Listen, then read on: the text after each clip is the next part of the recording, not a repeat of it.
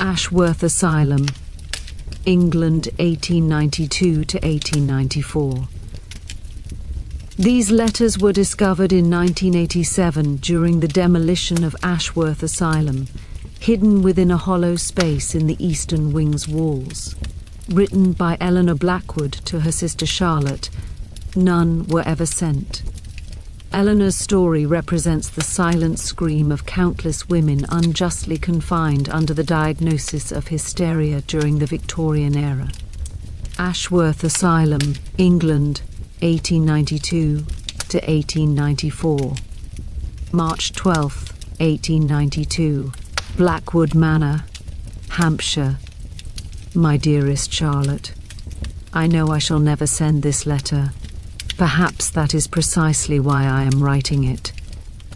For in a letter that will never be sent, I can write everything. I can write the truth. And the truth, dear sister, is that I can no longer breathe within these walls. Today I turned 30 years of age. 30 years. For a woman, this is the age when society deems you to be fading. But I do not feel faded, Charlotte. I feel as though I am burning. There is a fire within me that they cannot extinguish. Do you remember when we were children, how we would sneak into Father's library? You always chose the picture books, the fairy tales, the stories of princesses awaiting rescue. I would reach for the thickest, dustiest volumes I could find. Philosophy, history, science. Father would catch me sometimes, and he would smile. Your mind works like a man's mind, Eleanor, he would say. I thought it a compliment then. Now I understand it was a warning. A woman who thinks too much is dangerous in this world. I have been married to Edward for 4 years now. 4 years, Charlotte. 4 years of living within the walls of this manor, according to his rules. Be quiet. Smile.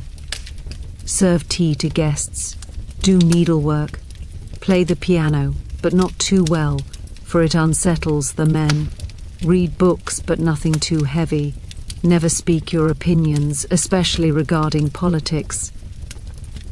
I could do none of these things, Charlotte. I could not, because they were not me. Last week, Edward's business associates came for dinner. During conversation, they spoke of women's suffrage, mockingly, of course. They laughed amongst themselves. Imagine if women could vote, they said. What would become of the nation? And I remained silent, Charlotte, as I have remained silent for years. But something broke within me that night. After dinner, Edward summoned me to his study. I shall never forget the expression on his face, cold, calculating, foreign. I saw your face at the table, he said. You were judging them. No, I replied. I was merely listening. Do not lie to me, Eleanor. I saw your eyes. Those were not the eyes of a woman. There was rebellion in those eyes. Rebellion. He spoke the word as though it were a crime. And perhaps he was right. Perhaps there is rebellion within me. Perhaps there always has been. Since that night, Edward has changed. Colder, more distant, more observant. He watches me, Charlotte. Every movement, every word, every glance. As though he is searching for something. As though he is gathering evidence to accuse me of some unnamed transgression. I am frightened. I do not know precisely why, but I am frightened. I miss you terribly. I miss the days when we would lie in the garden and watch the clouds drift by, inventing stories about where they were traveling. I miss the sound of your laughter, the warmth of your hand in mine. I miss being young and foolish and free. Write to me soon, even though I know you cannot read these words. Your loving sister, Eleanor. March 28, 1892, Blackwood Manor, Hampshire. Dearest Charlotte, something strange happened today. I was in the garden, tending to the roses, the only activity Edward permits without supervision, when I noticed a carriage arriving at the manor. I did not recognize it. Black, polished, with no family crest upon its door. 2 men emerged. One was elderly, with white whiskers and a leather bag. The other was younger, perhaps 40, with spectacles and a notebook clutched to his chest. They were greeted by Edward at the door, and I watched from behind the hedgerow as they disappeared inside. I was not summoned. I was not introduced. This in itself was unusual.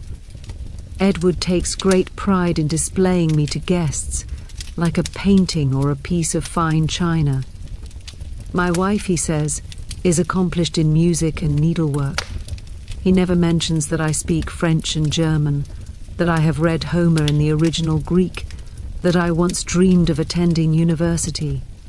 The men stayed for 3 hours. When they left, Edward found me in the drawing room and sat across from me in silence. He studied my face for a long moment before speaking. "How are you feeling, Eleanor?" The question startled me.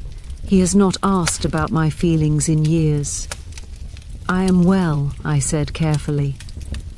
"Why do you ask? You have seemed troubled lately, restless.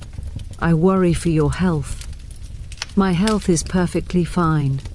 He smiled then, but it did not reach his eyes. "Of course it is, my dear. Of course it is." That night I could not sleep. I lay awake listening to the house settle around me, the creaking of old wood, the whisper of wind against the windows. And I thought about those men, about their leather bag and their notebook, about the way Edward looked at me.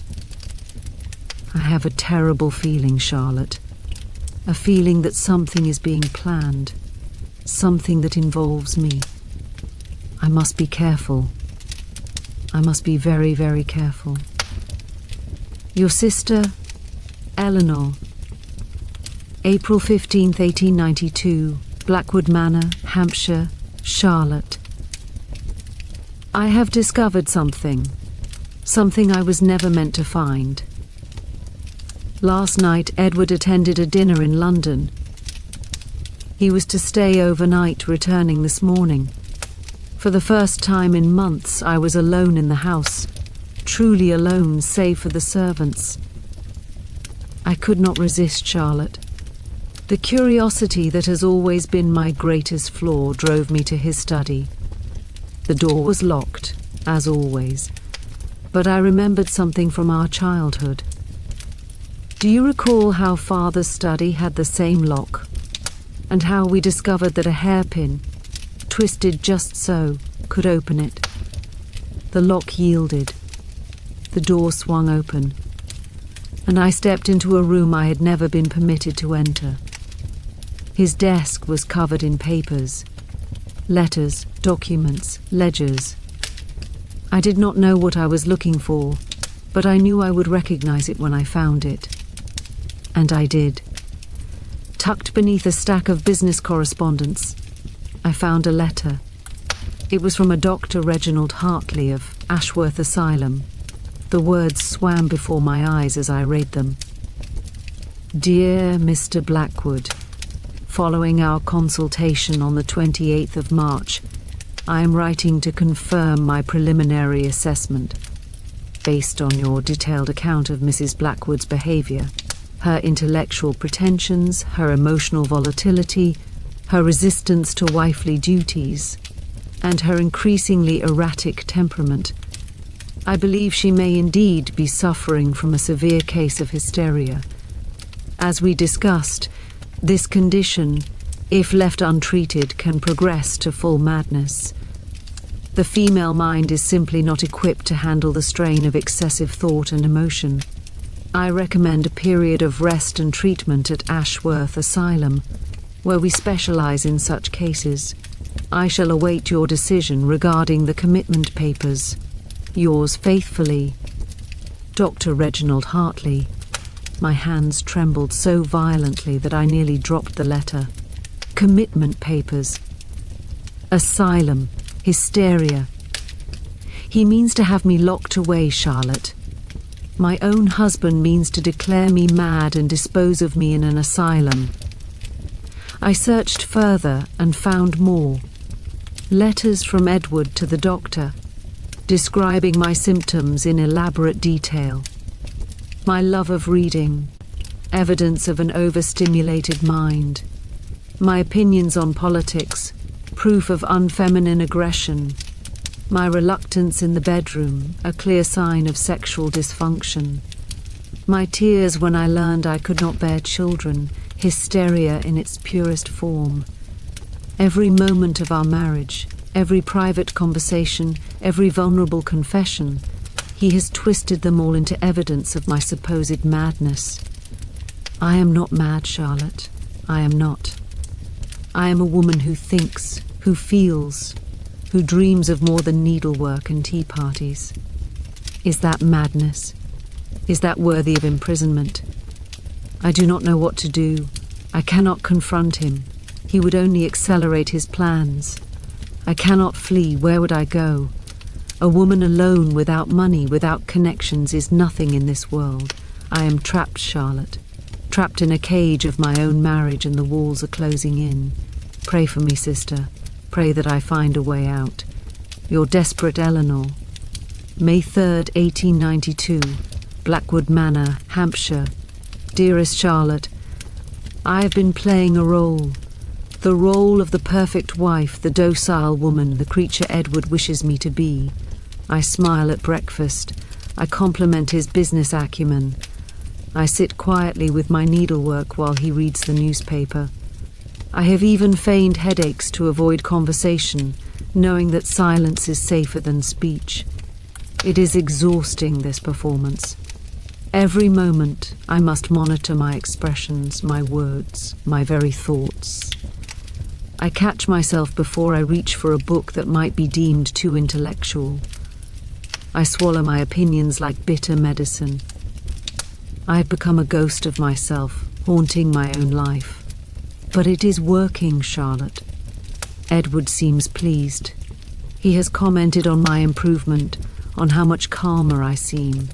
He has not mentioned the doctor or the asylum in weeks. Perhaps I can survive this. Perhaps if I am careful enough, quiet enough, small enough, he will abandon his plans. But at what cost? What remains of Eleanor Blackwood if I strip away everything that makes me who I am? What is left but an empty shell? A hollow woman, a living ghost? Sometimes, late at night, I stand before the mirror and search for myself in my own reflection. I see a woman with tired eyes and a practiced smile. I see a woman who has learned to make herself invisible. I see a woman who is slowly disappearing. Is this what they want? Is this what society demands of us? That we erase ourselves piece by piece until nothing remains but what is convenient for others? I refuse to believe it. I refuse to accept that this is all a woman can be. But I am so tired, Charlotte, so very tired of fighting. Fading Sister. Eleanor. March 12th, 1892. Blackwood Manor, Hampshire. My dearest Charlotte, I know I shall never send this letter. Perhaps that is precisely why I am writing it. For in a letter that will never be sent, I can write everything. I can write the truth. And the truth, dear sister, is that I can no longer breathe within these walls. Today I turned 30 years of age. 30 years. For a woman, this is the age when society deems you to be fading. But I do not feel faded, Charlotte. I feel as though I am burning. There is a fire within me that they cannot extinguish. Do you remember when we were children, how we would sneak into Father's library?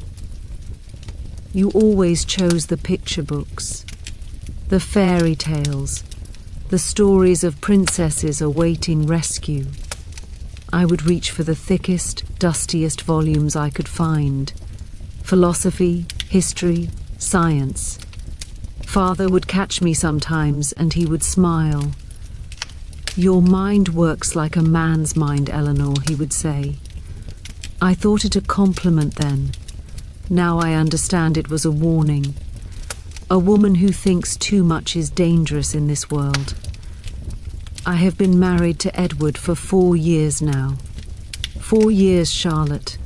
4 years of living within the walls of this manor, according to his rules. Be quiet, smile, serve tea to guests.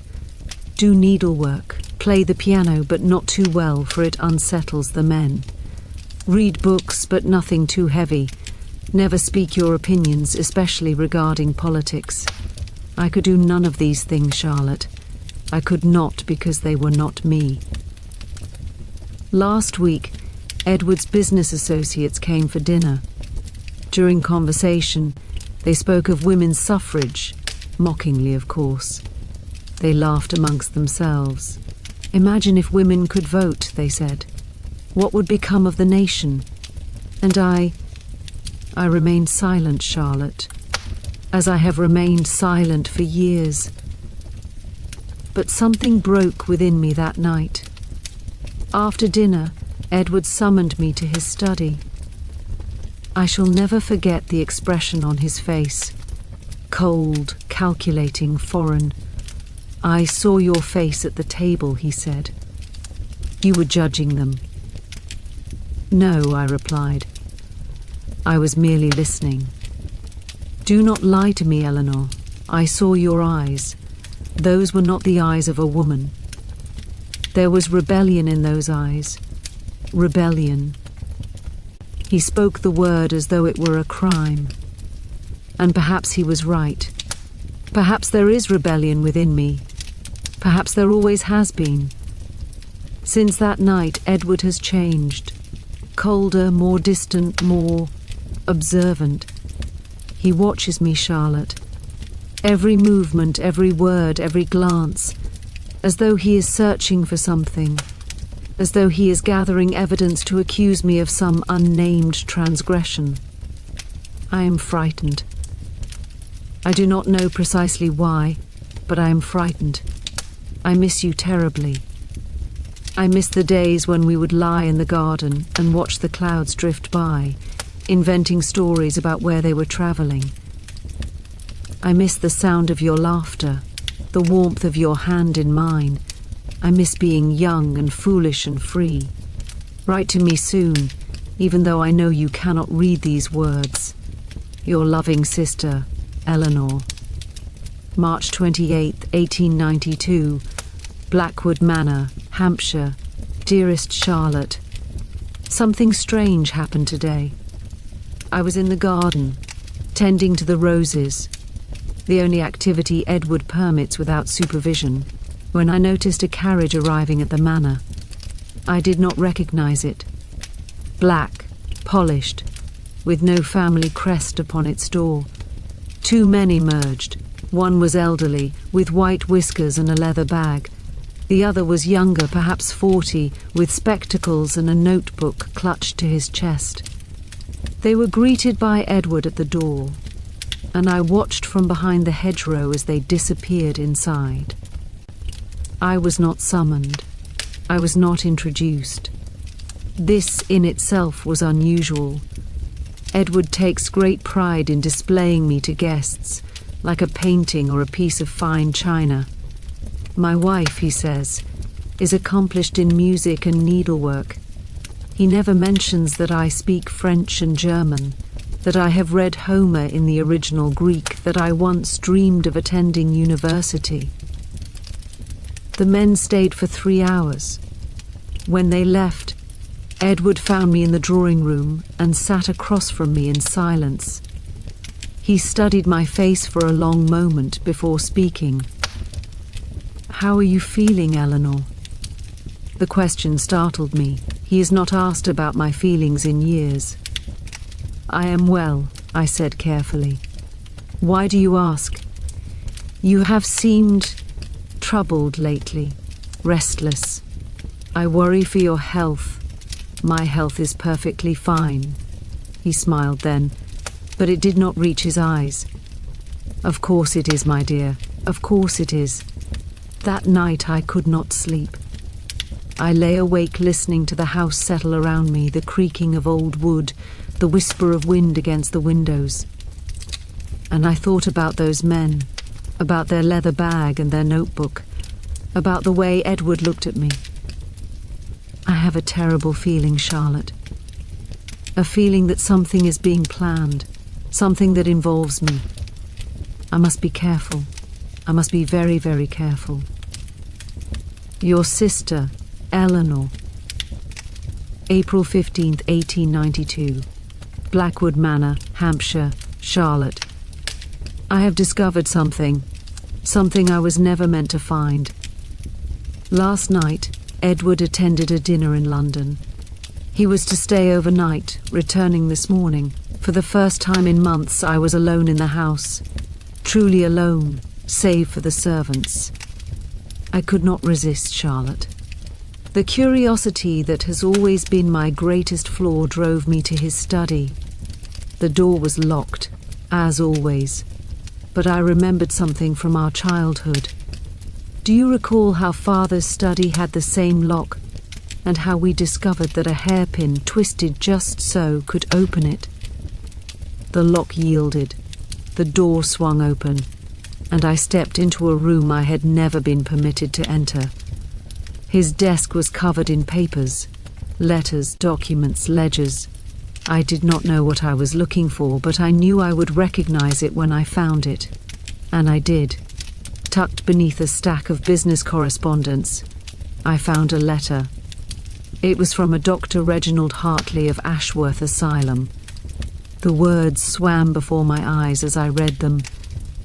Dear Mr. Blackwood, following our consultation on the 28th of March, I am writing to confirm my preliminary assessment. Based on your detailed account of Mrs. Blackwood's behaviour, her intellectual pretensions, her emotional volatility, her resistance to wifely duties, and her increasingly erratic temperament, I believe she may indeed be suffering from a severe case of hysteria. As we discussed, this condition, if left untreated, can progress to full madness. The female mind is simply not equipped to handle the strain of excessive thought and emotion. I recommend a period of rest and treatment at Ashworth Asylum, where we specialize in such cases. I shall await your decision regarding the commitment papers. Yours faithfully, Dr. Reginald Hartley. My hands trembled so violently that I nearly dropped the letter. Commitment papers. Asylum, hysteria. He means to have me locked away, Charlotte. My own husband means to declare me mad and dispose of me in an asylum. I searched further and found more. Letters from Edward to the doctor, describing my symptoms in elaborate detail. My love of reading, evidence of an overstimulated mind. My opinions on politics, proof of unfeminine aggression. My reluctance in the bedroom, a clear sign of sexual dysfunction. My tears when I learned I could not bear children, hysteria in its purest form. Every moment of our marriage, every private conversation, every vulnerable confession, he has twisted them all into evidence of my supposed madness. I am not mad, Charlotte. I am not. I am a woman who thinks, who feels, who dreams of more than needlework and tea parties. Is that madness? Is that worthy of imprisonment? I do not know what to do. I cannot confront him. He would only accelerate his plans. I cannot flee. Where would I go? A woman alone, without money, without connections, is nothing in this world. I am trapped, Charlotte. Trapped in a cage of my own marriage, and the walls are closing in. Pray for me, sister. Pray that I find a way out. Your desperate Eleanor. May 3rd, 1892. Blackwood Manor, Hampshire. Dearest Charlotte, I have been playing a role. The role of the perfect wife, the docile woman, the creature Edward wishes me to be. I smile at breakfast. I compliment his business acumen. I sit quietly with my needlework while he reads the newspaper. I have even feigned headaches to avoid conversation, knowing that silence is safer than speech. It is exhausting, this performance. Every moment, I must monitor my expressions, my words, my very thoughts. I catch myself before I reach for a book that might be deemed too intellectual. I swallow my opinions like bitter medicine. I have become a ghost of myself, haunting my own life. But it is working, Charlotte. Edward seems pleased. He has commented on my improvement, on how much calmer I seem. He has not mentioned the doctor or the asylum in weeks. Perhaps I can survive this. Perhaps if I am careful enough, quiet enough, small enough, he will abandon his plans. But at what cost? What remains of Eleanor Blackwood if I strip away everything that makes me who I am? What is left but an empty shell, a hollow woman, a living ghost? Sometimes late at night, I stand before the mirror and search for myself in my own reflection. I see a woman with tired eyes and a practiced smile. I see a woman who has learned to make herself invisible. I see a woman who is slowly disappearing. Is this what they want? Is this what society demands of us? That we erase ourselves piece by piece until nothing remains but what is convenient for others? I refuse to believe it. I refuse to accept that this is all a woman can be. But I am so tired, Charlotte, so very tired of fighting. Your fading sister, Eleanor. June 8, 1892. Blackwood Manor, Hampshire. Charlotte. My performance was not enough. This morning, Edward informed me that we would be receiving visitors. Dr. Hartley and his associate, Dr. Morris, would be joining us for tea. A social call, Edward said, but his eyes told a different story. I knew what this was. An examination, an evaluation, a final assessment before they signed the papers that would seal my fate. I dressed carefully, choosing my most modest gown, arranging my hair in the simplest style. I practiced my smile in the mirror until it looked natural. I prepared myself to be everything they expected: quiet, agreeable, unremarkable. The doctors arrived at 3 o'clock. Dr. Hartley was exactly as I had imagined from his letter: pompous, self-satisfied, with the air of a man who believes himself infallible. Dr. Morris was younger, more reserved, watching everything with keen, analytical eyes. Tea was served. Pleasantries were exchanged. And then, gradually, the questions began. Mrs. Blackwood, your husband tells us you are fond of reading. What sorts of books do you enjoy? I knew the correct answer. Poetry, mostly. And novels suitable for ladies. I find them a pleasant diversion. And do you ever read heavier material? Philosophy, perhaps? Science? Oh no, Doctor. Such subjects are far beyond my understanding. I leave those to the gentlemen. Dr. Hartley nodded approvingly. Dr. Morris wrote something in his notebook. And how do you occupy your days, Mrs. Blackwood? Needlework mostly, and tending to the garden. I find great peace in simple domestic tasks. No intellectual pursuits. No ambitions beyond the home. What ambitions could a woman have beyond caring for her husband and home? I am content with my lot, Doctor. Truly content. The lies tasted like ash in my mouth. But I spoke them smoothly, convincingly, with the practiced ease of a woman who has learned that truth is a luxury she cannot afford. The examination continued for an hour. They asked about my moods, my sleep, my appetite. They asked about my marriage, my childhood, my dreams. I answered everything with careful, calculated responses, painting a portrait of a woman so ordinary, so unremarkable, that surely she could not be mad. When they left, Dr. Hartley shook Edward's hand warmly. "A delightful woman," I heard him say. "I see no cause for concern at present. Perhaps we were hasty in our initial assessment. I should have felt relief. Instead, I felt only emptiness. I had saved myself by erasing myself. I had won by surrendering everything I was. Is this victory, Charlotte? It feels like defeat. Your hollow sister, Eleanor. July 22nd, 1892. Blackwood Manor, Hampshire. Dearest Charlotte, I made a mistake. A terrible, irreversible mistake. It happened at Lady Pemberton's garden party, the summer social event of the season, attended by all the finest families in Hampshire. Edward insisted I accompany him, eager to display his recovered wife to society.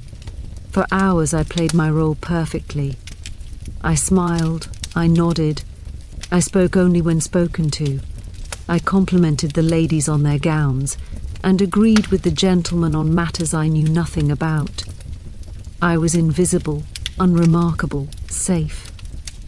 And then Sir Harold Whitmore began speaking about the factory workers' strike in Manchester. Animals, he declared, his face red with port wine and indignation. Ungrateful animals, the lot of them. They should be thankful to have employment at all. This talk of fair wages and reasonable hours, it's socialism, pure and simple. Next they'll be demanding the vote. The men laughed. The women tittered politely. And something inside me, something I thought I had buried, rose up like a flame. Perhaps I heard myself say, if the workers were treated as human beings rather than animals, they would not need to strike.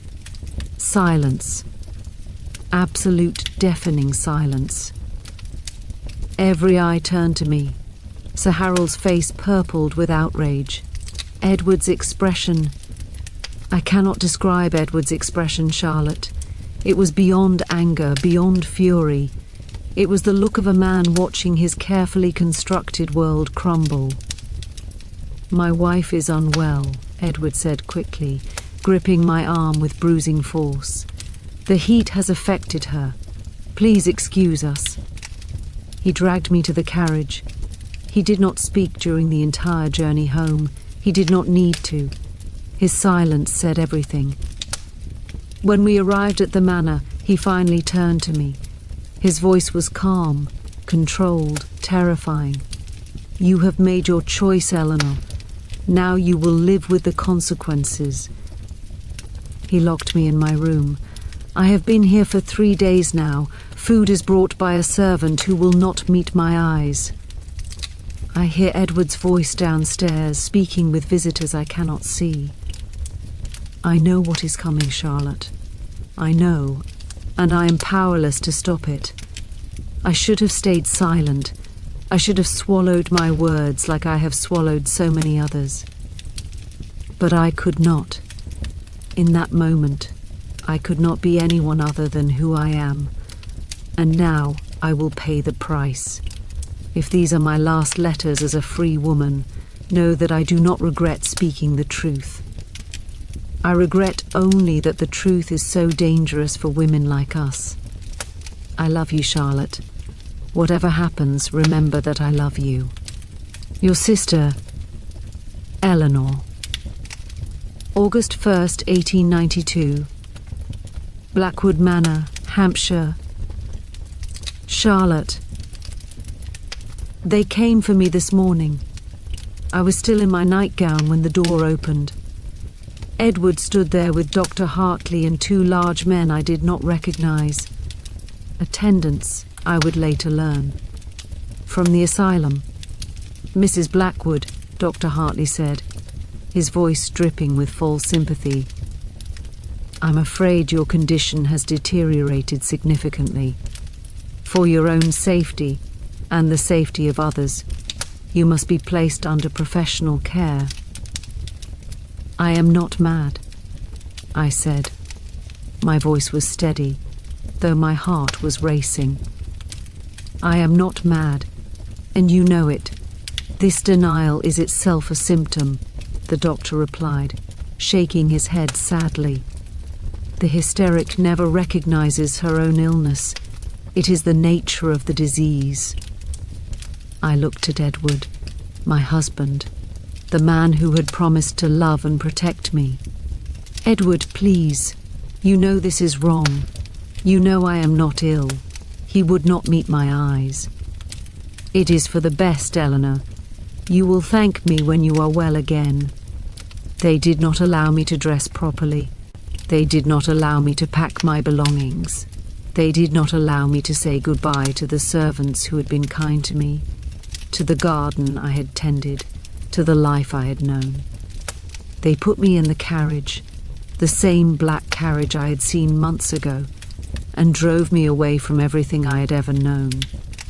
The journey took 4 hours. I watched the countryside pass through the small window, memorizing every tree, every field, every cloud. I did not know if I would ever see the outside world again. Ashworth Asylum appeared on the horizon like a nightmare made stone. Grey walls, barred windows, iron gates. A place designed not to heal but to contain, to hide away the inconvenient, the troublesome, the women who dared to think. They processed me like cargo, my name, my age, my diagnosis. Hysteria, they wrote, intellectual overstimulation, emotional instability, unfeminine temperament. They took my clothes and gave me a grey uniform. They took my hairpins, for safety, they said, though I knew it was to strip me of dignity. They took my wedding ring, my mother's locket, every small piece of myself I had carried with me, and then they led me to my cell, a small room with a narrow bed, a barred window, and a chamber pot in the corner. This is my home now, Charlotte. This is where I will live, and perhaps where I will die. I am writing this by the last light of day, hiding the paper beneath my mattress. They do not allow patients to write. It overstimulates the mind. But I stole a pencil from the doctor's office during my examination. It is my only rebellion, my only freedom. I will continue to write to you, Charlotte. Even if you never read these words, I will write. Because as long as I can write, I am still Eleanor. As long as I can put my thoughts on paper, they have not won. They can imprison my body, but they cannot imprison my mind. Your sister still fighting, Eleanor. August 3rd, 1892. Ashworth Asylum. Dearest Charlotte, I've been here 3 days now. 3 days that feel like 3 years. Time moves differently within these walls. Slowly, heavily, as though the air itself is thick with despair. Let me describe this place to you, so that you might understand where your sister now resides. Ashworth Asylum sits atop a hill overlooking the moors. From my window, barred of course, I can see nothing but grey sky and brown earth stretching endlessly toward the horizon. No trees, no flowers, no signs of life. It is as though the world itself has died here. The building is vast, a labyrinth of corridors and locked doors. The women's ward occupies the eastern wing, separated from the men by thick walls and iron gates. We are 43 women here, Charlotte. 43 souls deemed too broken, too dangerous, too inconvenient for the outside world. Our days follow a rigid schedule. We wake at 6 o'clock to the sound of a bell. We wash with cold water from a shared basin. We dress in identical grey uniforms that strip us of any individuality. We eat breakfast in silence, thin porridge and stale bread, under the watchful eyes of the attendants. After breakfast, we are taken to the common room, where we sit for hours doing nothing. Some women stare at the walls. Some rock back and forth, humming to themselves. Some weep quietly, endlessly, as though their tears will never run dry. We are not permitted to speak above a whisper. We are not permitted to move without permission. We are not permitted to be human. The doctors visit twice a week. They observe us like specimens, taking notes, discussing our progress as though we cannot hear them. Dr. Hartley is the chief physician, but there are others. Younger men eager to make their names by experimenting on women who have no voice, no rights, no recourse. The attendants are worse. They are not cruel by nature, I think, but this place has hardened them. They see us not as women, but as problems to be managed. They handle us roughly, speak to us harshly, and punish any sign of resistance with swift brutality. I have learned to be invisible here, Charlotte. I keep my eyes down, my voice soft, my movements small. I do not attract attention. I do not cause trouble. I survive. But survival is not living, and I do not know how long I can endure this half-existence. Your sister in grey, Eleanor. August 10th, 1892. Ashworth Asylum, Charlotte. I have met someone. Her name is Mary. She sleeps in the bed next to mine. A thin woman with hollow cheeks and eyes that have seen too much. She has been here for 7 years, Charlotte. 7 years in this place. I cannot imagine such a sentence. At first, she did not speak to me. None of the women did. New arrivals are regarded with suspicion. We might be spies for the doctors, or we might be truly mad, dangerous to approach. So I sat alone, ate alone, existed alone. But last night, Mary whispered to me in the darkness. "You're not like the others," she said. "You still have light in your eyes." I turned to face her, though I could barely see her outline in the gloom. "What do you mean? Most women who come here, the light goes out within weeks. They become shells, empty vessels. But you're still fighting. I can tell. I don't know how to stop fighting," I admitted, "even when I should." She laughed softly, a sound so unexpected in this place that it startled me. "That's why you're here, isn't it? You couldn't make yourself small enough for them." "Yes," I whispered. "That's exactly why I'm here." We talked for hours that night, keeping our voices low so the night attendant wouldn't hear. Mary told me her story, how she had been a governess, educated and independent, until she refused the advances of her employer. He had her committed for moral insanity, claiming she had tried to seduce him, his word against hers, a wealthy man against a working woman. The outcome was inevitable. "I stopped hoping for release years ago," she told me, "but I haven't stopped being myself. That's my rebellion, Eleanor. They can keep me here forever, but they cannot make me into someone I'm not." Her words gave me strength, Charlotte. In this place of despair, I have found a kindred spirit. I am not alone. Your sister, less alone. Eleanor. August 18th, 1892. Ashworth Asylum. Dearest Charlotte, today I witnessed my first treatment. A woman named Agnes, young, perhaps 20, with wild red hair and wilder eyes, had an episode in the common room. She began screaming, tearing at her clothes, crying out for her baby. I learned later that her child had died in infancy, and her grief had been diagnosed as madness. She has been here for 2 years, reliving that loss every day. The attendants seized her roughly, dragging her from the room as she thrashed and wailed. We were ordered to remain seated, to look away, but I could not. I watched as they took her through the doors at the end of the corridor, the doors we are forbidden to approach. Mary leaned close to me. "The treatment room," she whispered. "They'll give her hydrotherapy." "What is that?" Her face darkened. "You don't want to know." But I did know, Charlotte.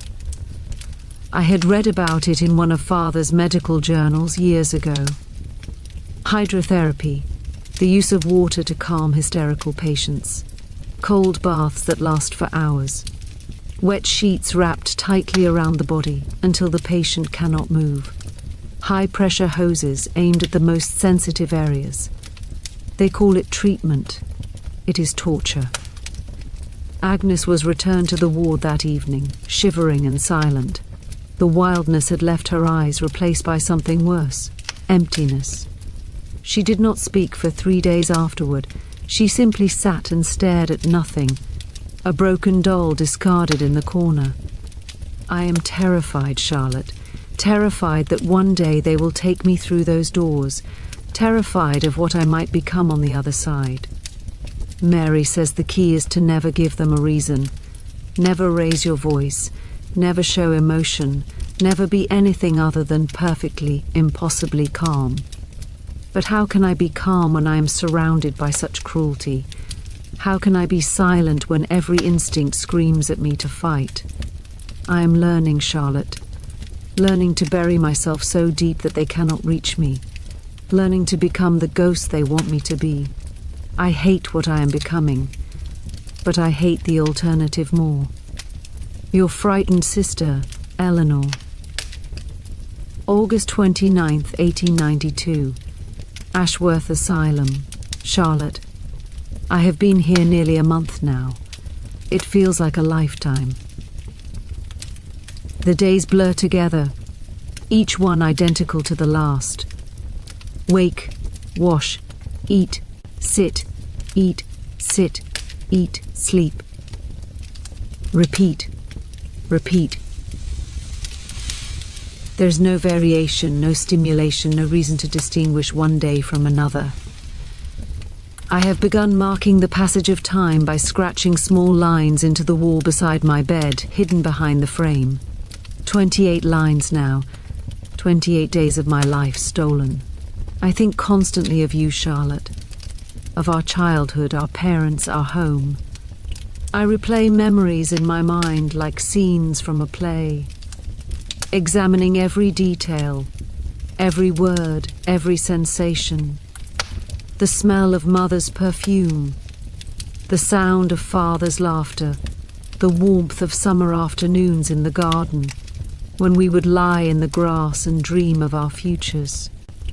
I dreamed of so much, Charlotte.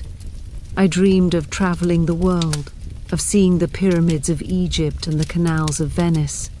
I dreamed of writing books, of having my words read by strangers who might find comfort or inspiration in them. I dreamed of love, real love, not the transaction that my marriage became. None of those dreams will come true now. I understand that. But I cannot stop dreaming them.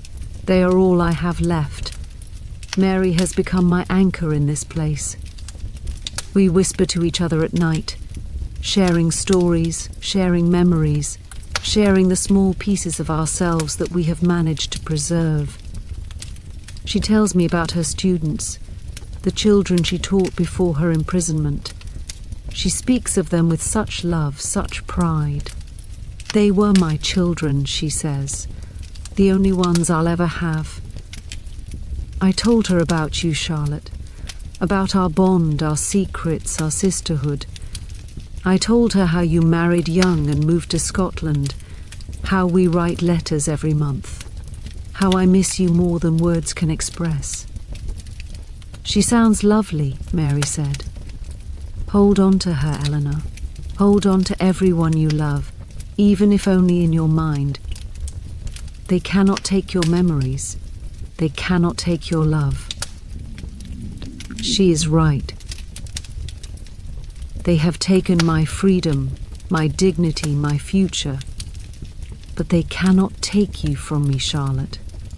You live in my heart, and there you will remain, no matter what they do to me. Your loving sister, Eleanor. September 8th, 1892. Ashworth Asylum. Dearest Charlotte, I have learned more about the women who share this ward with me. Each one has a story, and each story is a tragedy. There is Beatrice, a former actress who was committed by her family for excessive vanity. Her crime was loving the stage, loving the applause, loving a life that was her own. Now she sits in the corner and recites Shakespeare to herself, her voice barely a whisper, performing for an audience that will never come. There is Helen, a widow who inherited her husband's fortune and refused to remarry. Her brother-in-law had her declared incompetent, claiming her grief had driven her mad. He controls her money now. She has not seen a penny of her own inheritance in 5 years. There is young Lily, only 17, committed by her father for romantic delusions. She fell in love with a stable boy, Charlotte. That was her madness. Loving someone beneath her station, she cries herself to sleep every night, calling out his name. There is old Mrs. Crawford, who has been here for 23 years. No one remembers why she was committed. No one remembers who committed her. She has outlived everyone who knew her story. She is a ghost, haunting a place that has forgotten she exists. And there are so many others. Women who spoke too loudly, loved too freely, thought too deeply. Women who defied expectations, challenged authority, demanded more than society was willing to give. Women whose only crime was being inconvenient. We are not mad, Charlotte. Most of us are not mad. We are simply women who did not fit the mold, and so we were broken to make us fit. I look at these women, my sisters in suffering, and I see myself. I see what I might become if I stay here long enough. I see the light fading from my eyes, the hope draining from my heart, the self dissolving into nothing. I cannot let that happen. I must find a way to survive this place without losing myself entirely. But I do not know how. I do not know if it is even possible. Your sister, searching for hope, Eleanor. September 19th, 1892.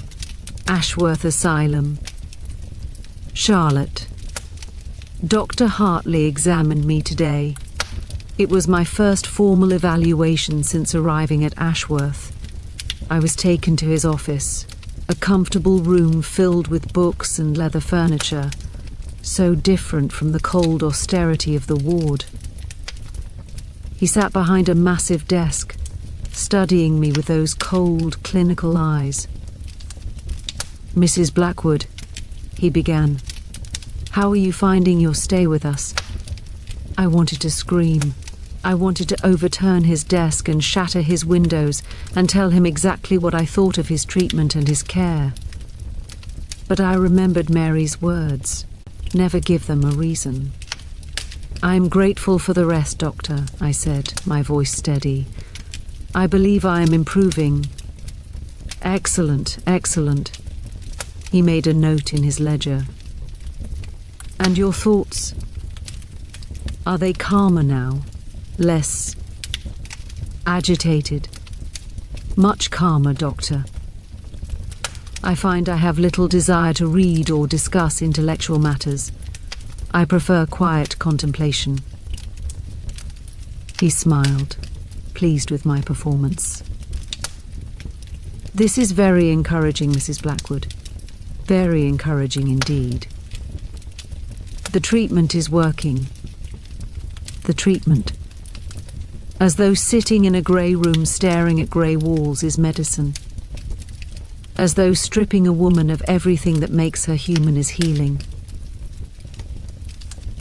However, he continued, I must be honest with you. Your husband has expressed concerns. My heart stopped. Concerns? He fears that your improvement may be temporary, that once you return to the outside world, you may relapse into your former patterns of behavior. He leaned forward, his voice dropping to a confidential tone. Between us, Mrs. Blackwood, I believe your husband is not yet ready to have you home. He has requested that you remain here for an extended period of observation. Extended period. The words echoed in my mind like a death sentence. How long? I managed to ask. That depends entirely on your progress. 6 months, perhaps. A year, perhaps longer. A year, perhaps longer, perhaps forever. I do not remember leaving his office.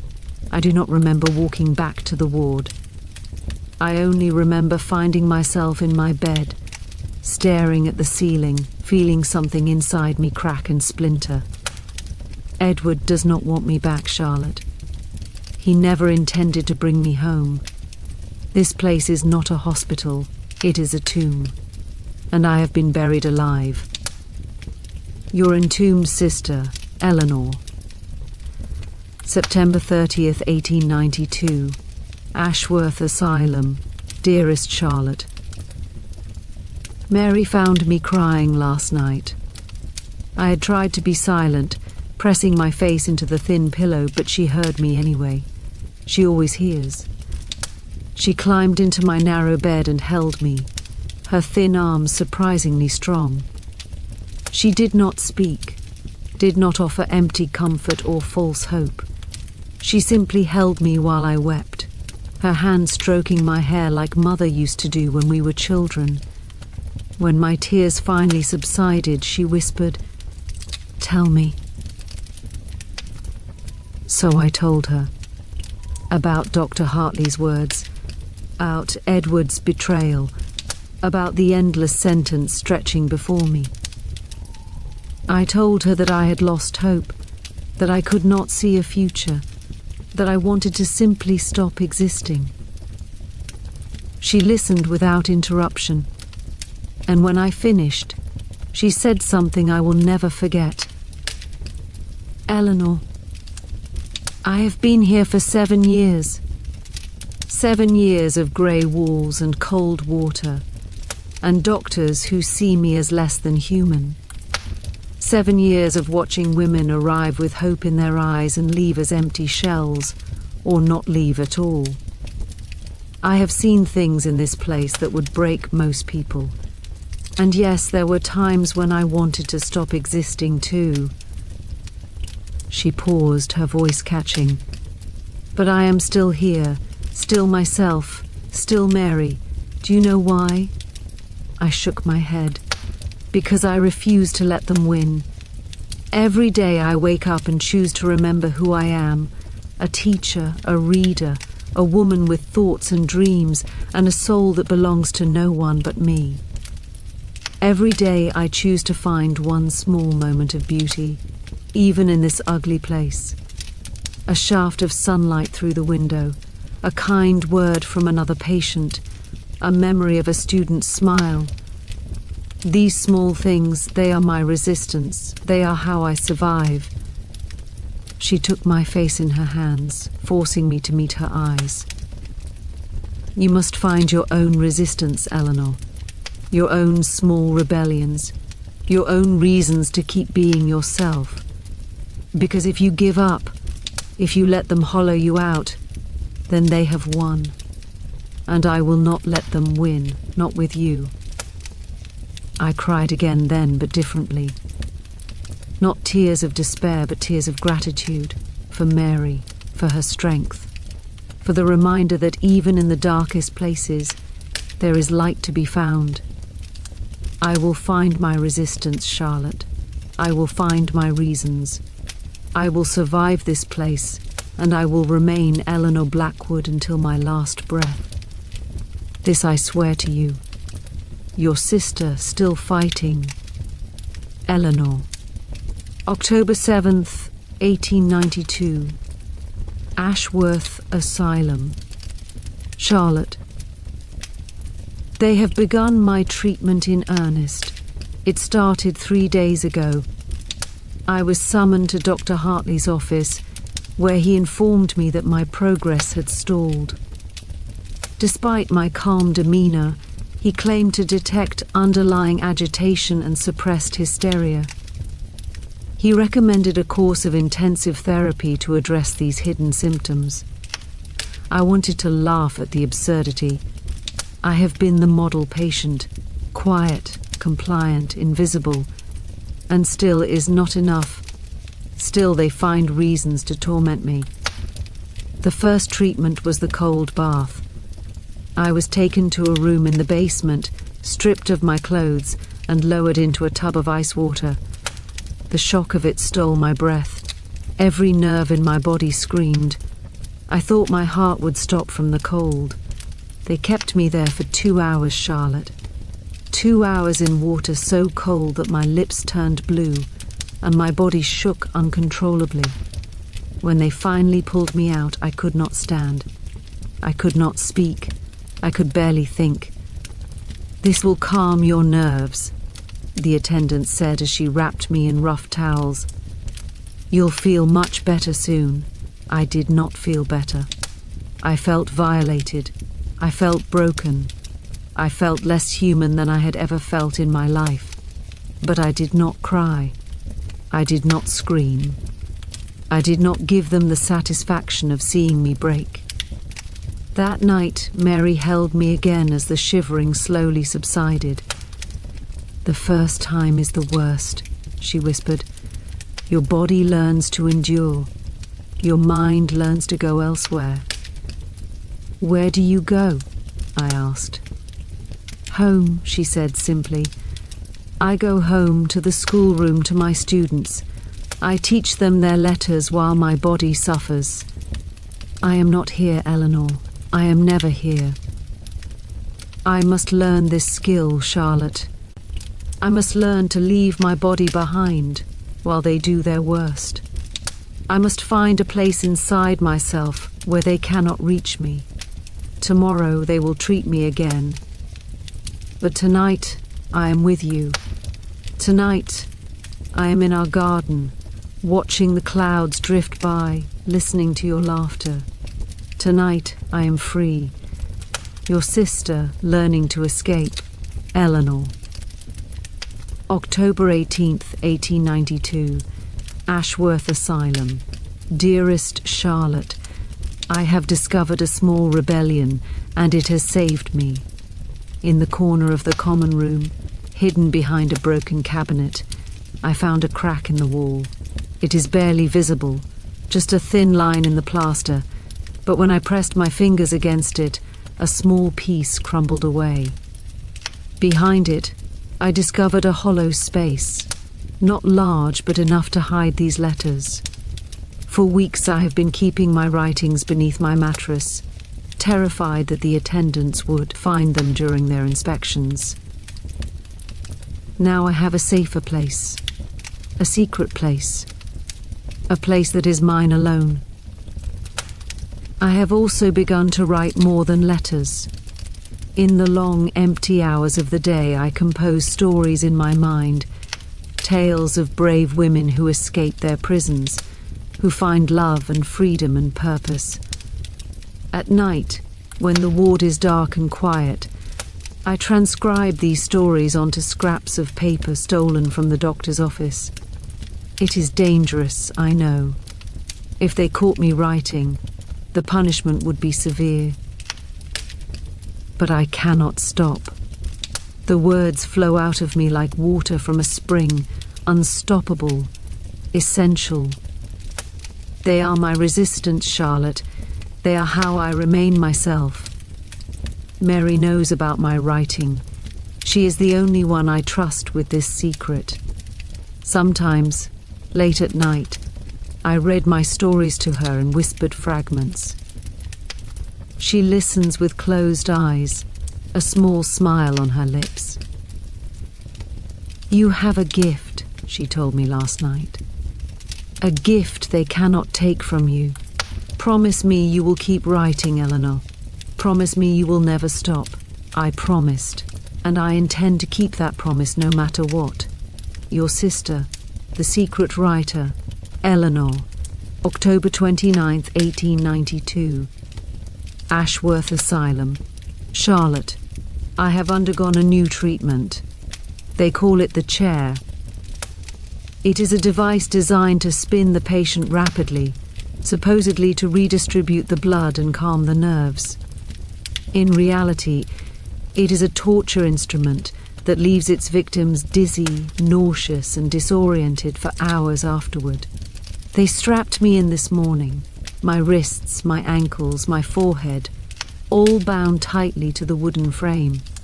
And then they spun me, round and round and round, faster and faster, until the world became a blur of grey and the contents of my stomach rose into my throat.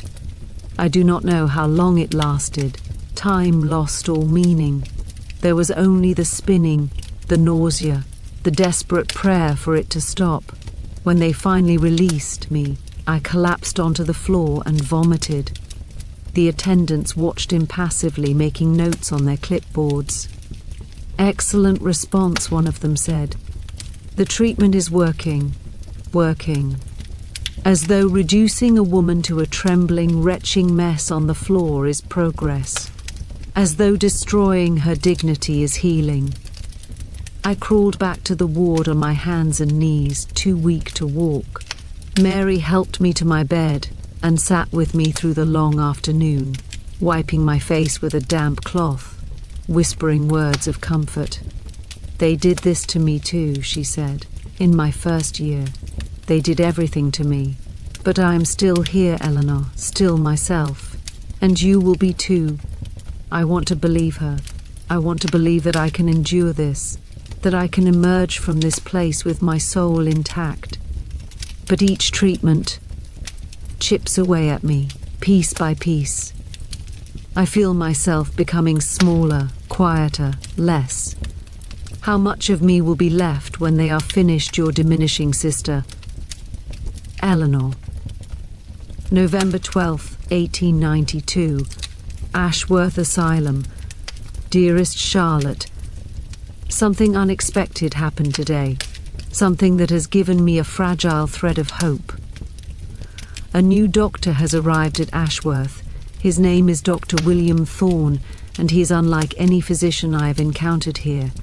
He is young, perhaps 35, with kind eyes and a gentle manner. During his rounds today, he stopped at my bed and actually looked at me. Not through me, not past me, but at me, as though I were a person rather than a case file. "Mrs. Blackwood," he said, consulting his notes, "I see you have been diagnosed with hysteria. Tell me, in your own words, why you believe you are here." No doctor has ever asked me this question. They have told me why I am here, informed me of my symptoms, explained my illness as though I were a child incapable of understanding. But none has asked for my perspective. I hesitated, unsure if this was a trap, but something in his eyes, a flicker of genuine curiosity, encouraged me to speak. "I am here," I said carefully, because I expressed opinions that my husband found unacceptable, because I read books he deemed inappropriate, because I could not make myself into the silent, obedient wife he wanted. I expected him to dismiss me, to note my delusions in his ledger and move on. Instead, he nodded slowly, thoughtfully. "And do you believe these things constitute madness?" "No, doctor. I believe they constitute being a woman with a mind of her own." He was silent for a long moment. Then, so quietly that only I could hear, he said, "I am inclined to agree with you, Mrs. Blackwood." He moved on then, continuing his rounds, leaving me stunned and breathless. Did I imagine it? Did I mishear? Or is there truly a doctor in this place who sees the injustice of what is being done to us?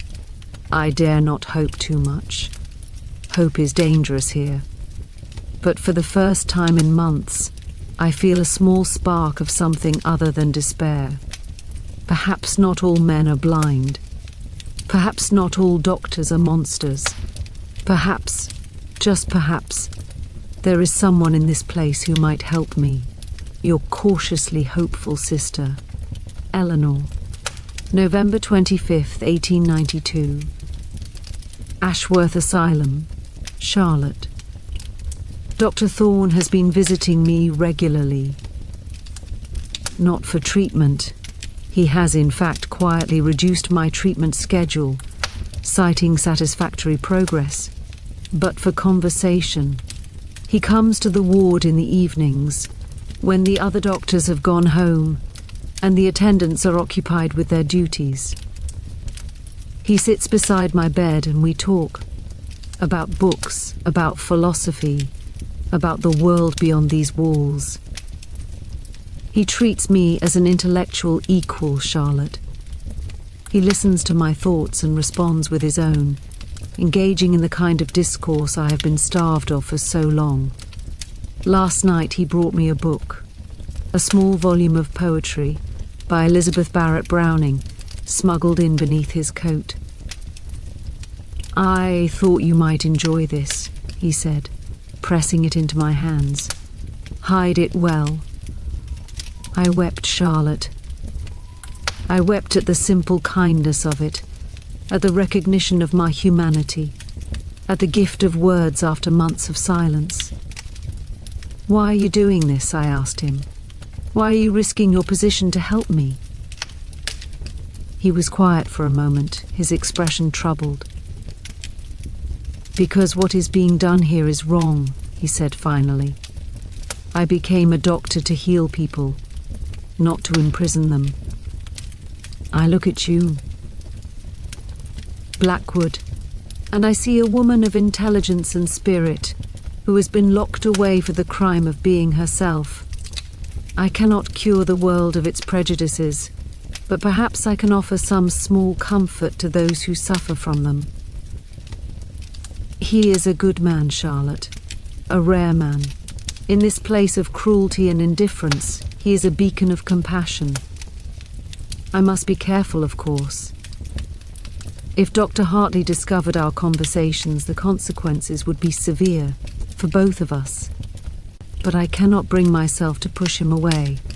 His kindness is the only light in my darkness. Your sister, no longer entirely alone, Eleanor. December 10th, 1892. Ashworth Asylum, dearest Charlotte.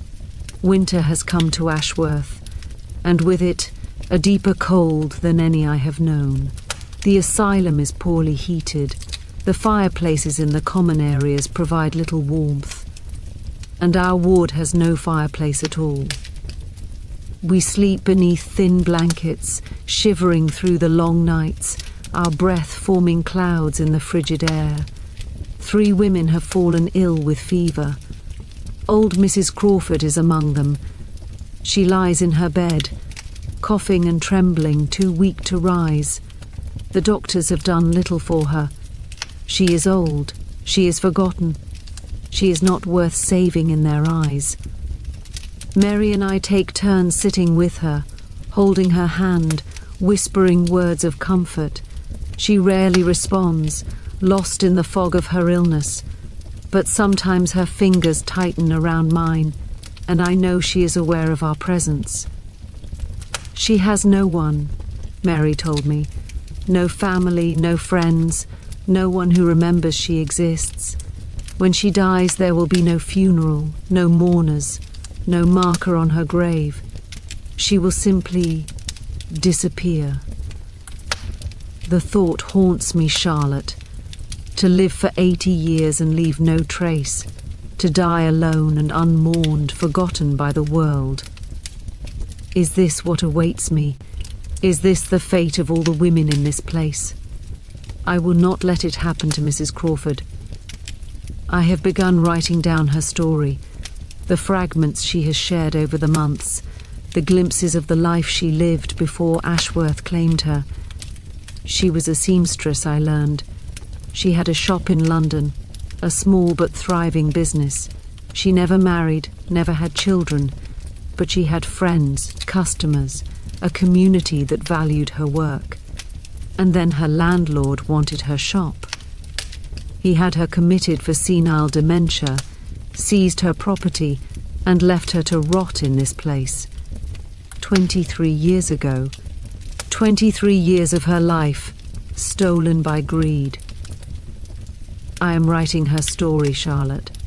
I am preserving her memory in these pages, so that when she is gone, something of her will remain. It is the only gift I can give her, the only way I can fight against the erasure that this place inflicts on all of us. Your sister, bearing witness, Eleanor, December 24th, 1892, Ashworth Asylum, Charlotte. It is Christmas Eve. In the world beyond these walls, families are gathering around warm fires, exchanging gifts, singing carols. Children are dreaming of Father Christmas, their stockings hung by the chimney with care. Here, there is no celebration. No tree, no gifts, no carols. The day passes like any other, grey, cold, empty. The only acknowledgement of the season is a slightly larger portion of porridge at breakfast and a single candle lit in the common room. I think of our Christmases, Charlotte. Do you remember how Father would read a Christmas carol aloud while we sat by the fire? How Mother would make her special plum pudding, the recipe passed down from her grandmother? How we would wake before dawn on Christmas morning, too excited to sleep, and creep downstairs to see what gifts awaited us. Those memories feel like dreams now, beautiful, impossible dreams of a life that belonged to someone else. Mrs. Crawford died this morning. She slipped away quietly in her sleep, her hand still clasped in Mary's. There was no struggle, no final words, no dramatic farewell. One moment she was breathing, and the next she was not. The attendants came and took her body away. Her bed was stripped, her few possessions discarded, her space prepared for the next patient. By afternoon it was as though she had never existed. But I have her story, Charlotte. I have written it all down. Her name, her life, her unjust imprisonment, her quiet dignity in the face of decades of suffering. Margaret Crawford will not be forgotten. I will not allow it. Tonight, Mary and I held our own small memorial. We whispered prayers for Margaret's soul, shared memories of her kindness, and promised to remember her always. It was not much, but it was something. It was more than this place would have given her. Merry Christmas, Charlotte. Wherever you are, whatever you are doing, know that I am thinking of you. Know that I love you. Know that even in this darkest of places, the light of our sisterhood burns on. Your sister, remembering. Eleanor. January 5th, 1893. Ashworth Asylum. Dearest Charlotte, a new year has begun, 1893. I have been in Ashworth for 5 months now, 5 months that feel like 5 lifetimes. Dr. Thorne continues his secret visits, bringing me books and conversation and the precious gift of being seen as human. Last night he told me something that has set my mind racing. There is a movement growing, he said, his voice low and urgent. Reformers who believe that the asylum system is corrupt, that women like you are being unjustly imprisoned. They are gathering evidence, building cases, pressuring Parliament for change. And what good does that do me? I asked bitterly.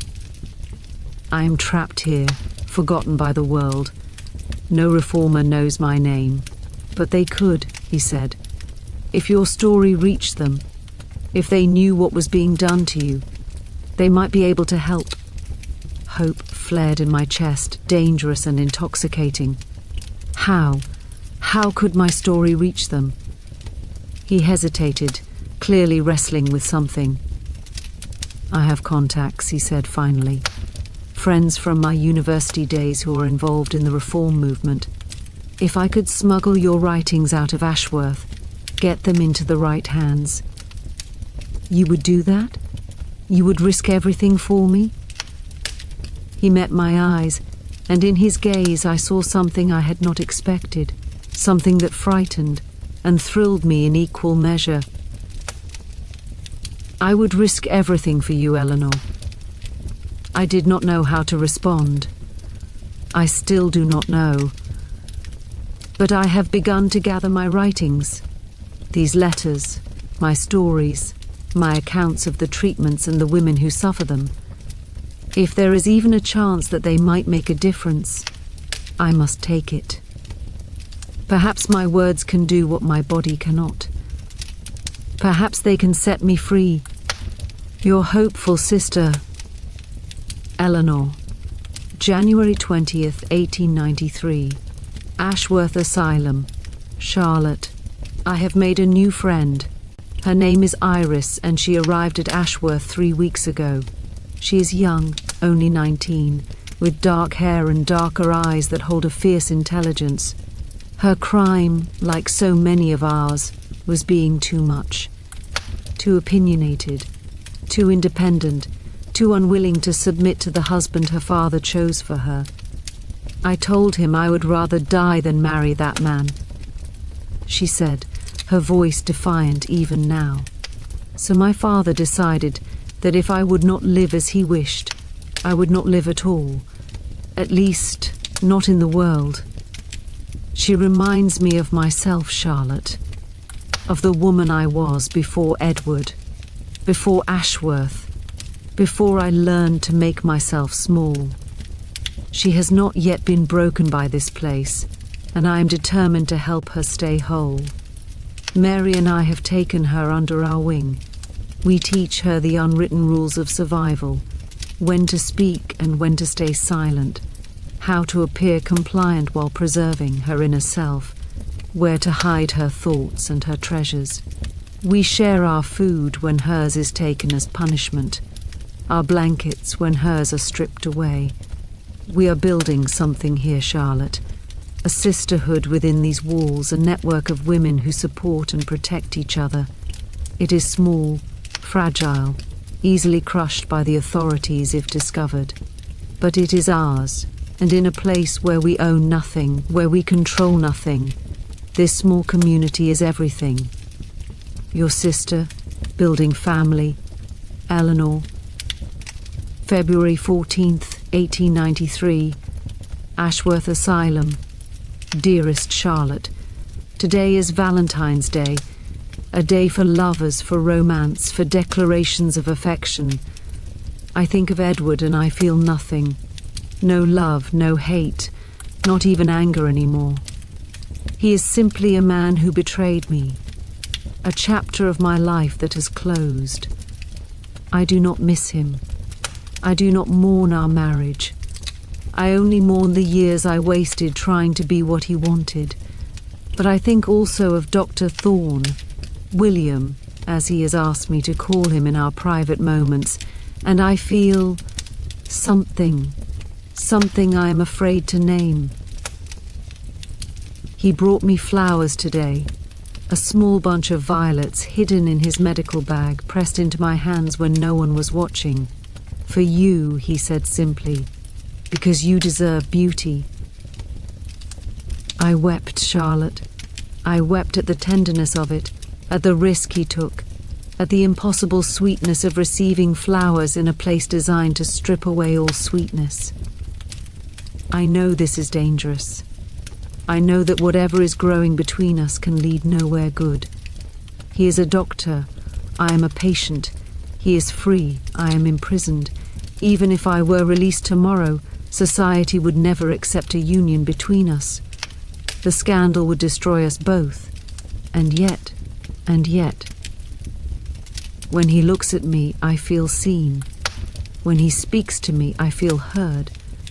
When he touches my hand, Briefly, carefully, always aware of watching eyes. I feel alive in a way I have not felt in years. Is this love, Charlotte? Or is it simply the desperate grasping of a drowning woman for any hand that reaches toward her? I do not know. I cannot know. All I know is that William Thorne has become the brightest point in my dark existence, and I cannot bring myself to push him away. Your confused sister, Eleanor. March 3rd, 1893. Ashworth Asylum. Charlotte. Disaster has nearly struck. Dr. Hartley has grown suspicious of William.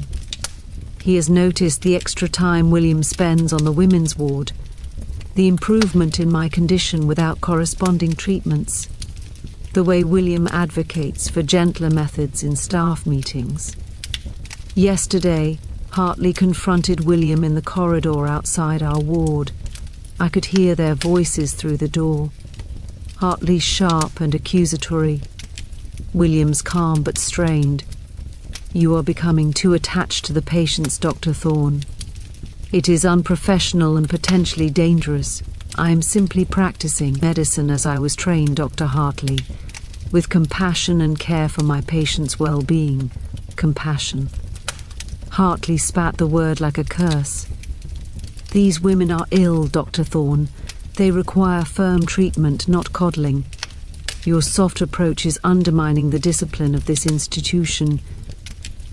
With respect, sir, I have seen little evidence that your firm treatment produces any positive outcomes. The women in this ward are not improving. They are deteriorating. Perhaps a different approach. Enough. Hartley's voice was ice. I am the chief physician of this asylum, and you will follow my methods or you will find employment elsewhere. Do I make myself clear? There was a long pause.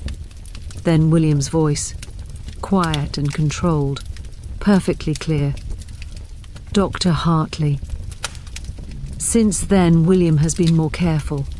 His visits are shorter, less frequent, always with a medical pretext. He no longer brings me books or flowers. He barely meets my eyes. I understand why. I know he is protecting both of us. But the loss of his presence, even partially, is a blow I was not prepared for. Mary says I must be patient. He is playing a long game, she tells me. He cannot help you if he loses his position. Trust him, Eleanor. Trust that he has not abandoned you. I am trying, Charlotte. I am trying to trust. But trust is hard in a place built on betrayal. Your anxious sister, Eleanor. March 22nd, 1893. Ashworth Asylum. Dearest Charlotte, spring is coming. I can feel it in the air that drifts through my barred window. Warmer, softer, carrying the faint scent of growing things. The moors beyond the asylum are beginning to green, and I have seen birds returning from their winter migrations. In the outside world, spring means renewal, rebirth, hope. Here, it means only that the cold will ease and fewer women will die of fever. It is a small mercy, but I have learned to treasure small mercies. Iris has been struggling. The treatments have been hard on her. Harder than on most, because she fights them. She screams during the cold baths, thrashes in the spinning chair, curses the doctors with language that would make a sailor blush. Each act of defiance brings harsher punishment, which provokes more defiance, which brings more punishment. It is a cycle that will destroy her if she cannot break it. Mary and I have been working with her, teaching her the art of internal resistance. You can fight them in your mind, Mary explains. You can rage and scream inside your head while your body remains still. They cannot punish thoughts, Iris. They cannot reach the part of you that refuses to submit. It is a hard lesson to learn. Iris is young, passionate, unaccustomed to hiding her true self. But slowly, painfully, she is beginning to understand. Yesterday, during a treatment session, she remained silent for the first time. The attendants were surprised, even suspicious, but they could find no fault with her behavior. "I went somewhere else," she told us afterward, her eyes bright with triumph. "I went to my grandmother's garden, where I played as a child. I could smell the roses, feel the sun on my face. I was not here, Mary. I was not here at all." She is learning, Charlotte. She is surviving. And in teaching her, Mary and I are reminded of our own strength, our own resilience, our own capacity to endure. We are not broken. We are not defeated. We are simply waiting for our moment. Your patient sister, Eleanor. April 8, 1893. Ashworth Asylum, Charlotte. William has found a way. He came to me last night, later than usual, when even the night attendants had grown drowsy. His face was alight with barely contained excitement. "I have made contact," he whispered, "with the reformers. A woman named Josephine Butler. She leads a campaign against the unjust treatment of women. I have told her about you, Eleanor, about your case, your writings, your imprisonment without cause." My heart pounded so hard I thought it might burst from my chest. "And what did she say?" "She wants to help. She believes your story could galvanize public opinion, could pressure Parliament to investigate the asylum system. But she needs evidence. Documentation. Your own account of what has been done to you here." "I have been writing," I said. "Letters, stories, records of the treatments. Everything is hidden in the wall. Can you gather them, organize them into a coherent narrative?" Yes, I can do that." He took my hands in his grip warm and strong. "Then do it, Eleanor. Write your truth. And when it is ready, I will smuggle it out of Ashworth and into the hands of people who can use it to set you free. I am writing now, Charlotte. Writing with a fury and focus I have not felt in months. Every treatment, every injustice, every woman's story, I am documenting it all. My hand cramps, my eyes strain in the dim light, but I cannot stop. I will not stop. This is my chance, perhaps my only chance, and I will not waste it. Your determined sister, Eleanor. April 25th, 1893. Ashworth Asylum. Dearest Charlotte. The manuscript is nearly complete. 50 pages of testimony, written in my smallest hand to conserve paper. 50 pages that tell the truth of Ashworth Asylum, the false diagnoses, the brutal treatments, the women destroyed by a system designed to silence them.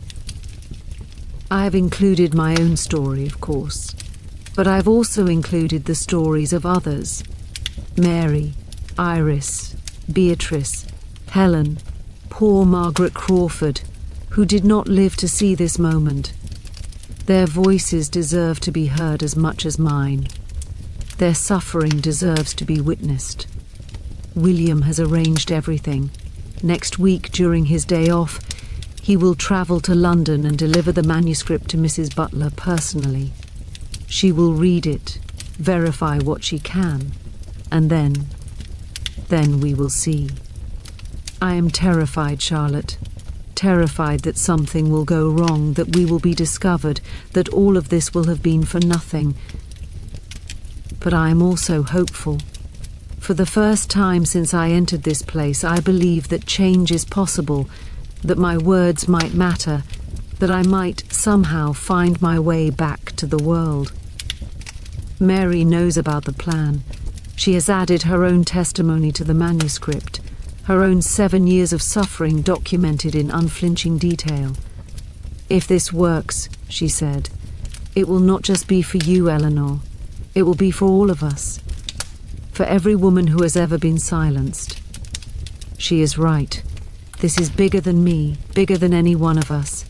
This is about justice, about truth, about the fundamental right of women to be heard. I am ready, Charlotte. Whatever comes next, I am ready. Your brave sister, Eleanor. May 5th, 1893. Ashworth Asylum. Charlotte, William is gone. I do not know exactly what happened. One day he was here, and the next he was not. The other doctors say only that he left to pursue opportunities elsewhere.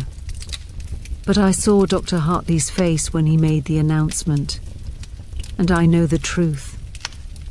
They discovered something. Perhaps not everything, but enough. Enough to force William out, to silence him, to remove the one ally I had in this place. And the manuscript? I do not know. William had not yet taken it when he disappeared. It remains hidden in the wall. 50 pages of truth that may never see the light of day. I am devastated, Charlotte. I had allowed myself to hope, and now that hope has been ripped away, I feel as though I am drowning, pulled under by waves of despair that I cannot fight. Mary tries to comfort me. "We don't know that he was discovered," she says. "Perhaps he left voluntarily to protect you. Perhaps he is even now working to help you from the outside." But I cannot believe it. I cannot believe in anything anymore. The darkness is closing in, Charlotte, and I do not know if I have the strength to keep fighting. Your despairing sister, Eleanor. May 20th, 1893. Ashworth Asylum. Dearest Charlotte, I have been punished. Someone, I do not know who, reported that I had been receiving special treatment from Dr. Thorne. Dr. Hartley interrogated me for hours, demanding to know what William and I had discussed, what he had given me, what we had planned. I told them nothing. I denied everything. I played the role of the confused, innocent patient who had no idea why the doctor had shown her kindness. I do not know if they believed me, but they could prove nothing. Still, they punished me. For 2 weeks, I have been confined to isolation. A small, windowless cell in the basement of the asylum. No light, no company, no stimulation of any kind. Food is pushed through a slot in the door twice a day. A bucket serves as my toilet. I have not seen another human face since they locked me in. The darkness is absolute, Charlotte. So complete that I cannot tell if my eyes are open or closed. I have lost all sense of time. Is it day or night? Have I been here for hours or days? I do not know. I cannot know. In the darkness, my mind plays tricks on me. I hear voices that are not there, see shapes that dissolve when I reach for them. I talk to myself just to hear a human voice, even if it is my own. I recite poetry, sing songs from our childhood, tell myself stories to keep the madness at bay. They want to break me, Charlotte. They want to shatter my mind so completely that I will never be a threat again. And I am terrified that they are succeeding. But I will not give in. I will not let them win. I repeat this to myself like a prayer, over and over in the darkness. I will not give in. I will not let them win. I will not give in. I will not let them win. Your sister in darkness, Eleanor. June 3rd, 1893. Ashworth Asylum. Charlotte, I have been released from isolation. 2 weeks in the darkness, 14 days, though it felt like 14 years. When they opened the door and the light flooded in, I could not see. My eyes, accustomed to absolute blackness, screamed in agony at the brightness. I collapsed on the floor, weeping, shielding my face with hands that had grown pale as paper. They dragged me back to the ward and deposited me in my bed like a sack of grain. Mary was there, her face drawn with worry. She held me as I shook, as my eyes slowly adjusted, as I remembered what it was to be human. "I thought they had killed you," she whispered. "I thought I would never see you again." "They tried," I said, "but I am still here. I am still here, but I am changed, Charlotte. The darkness did something to me. Something I cannot fully articulate. It stripped away layers of myself that I did not know existed, leaving something raw and exposed beneath. I am more fragile now. Sounds startle me. Sudden movements make me flinch.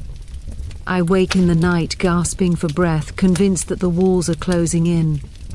The isolation broke something in me that I do not know how to repair. But it also strengthened something. My resolve, my determination, my absolute refusal to surrender. They threw their worst at me, and I survived.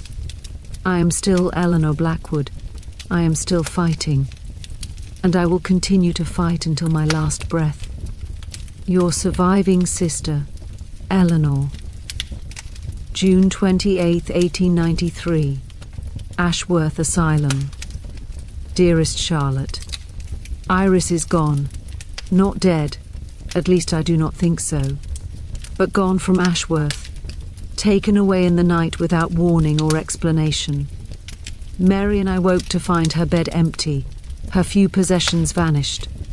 When we asked the attendants what had happened, they would say only that she had been transferred to another facility.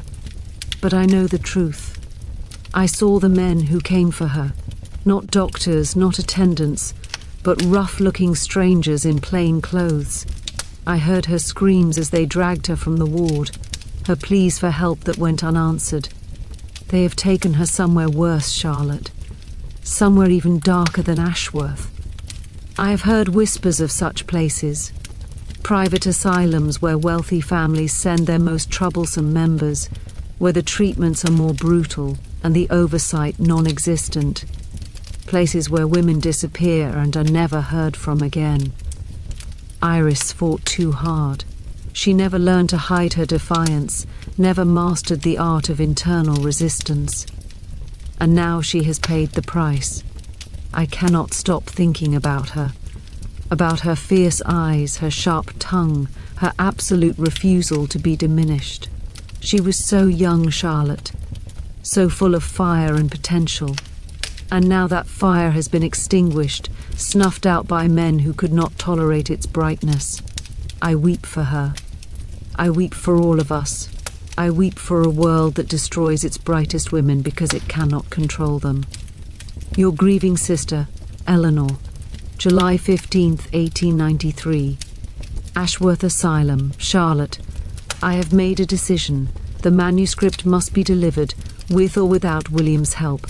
For weeks I have been paralyzed by despair, convinced that all hope was lost. But Iris's disappearance has rekindled something in me, a fury, a determination, a refusal to let her sacrifice be in vain. The manuscript still exists, hidden in the wall where I left it. 50 pages of truth waiting to be heard. I cannot let it rot there, forgotten and useless. I must find a way to get it out of Ashworth. Mary has agreed to help. She has been here longer than anyone, knows the routines and the weaknesses of the staff.